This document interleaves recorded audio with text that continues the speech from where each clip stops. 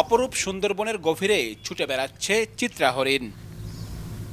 International union for conservation of নেচারের ২০২৩ সালের গবেষণা তথ্য বলছে, সুন্দরবনে হরিণ, বানর, শূকর সহ ৫ ধরনের বন্যপ্রাণীর সংখ্যা বেড়েছে।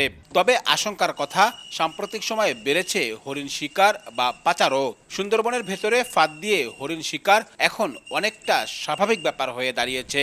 বন বিভাগের তথ্য অনুযায়ী গত ১ বছরে ১০,০০০ মিটারের বেশি হরিণ ধরা ফাঁদ উদ্ধার করা হয়েছে, যা বাস্তব সংখ্যা থেকে অনেক কম। হরিং মরিং থাকে কি করে? হরিং তো আপনারা চোরসা চোরে শিকার করে নিয়ে যায়। রশি দিয়া আপনার ফাঁদ বানাই এই হরিণগুলো শিকার করে। এক চোরে ১০টা ১২টা 5টা 7টা এরকম ধরিয়ে নৌকো ভরিয়া ট্রলার ভরিয়া লইয়ে জোয়ার দিত। গত ১ দশকে ভয়ঙ্কর হয়ে উঠেছে দেশে বন্যপ্রাণী অপরাধ চিত্র।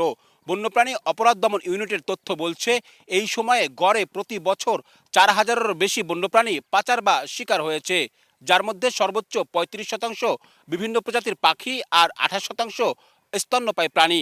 এই স্তন্যপায়ী প্রাণীর মধ্যে সবথেকে বেশি পাচার বা শিকার হয় সুন্দরবনের হরিণ।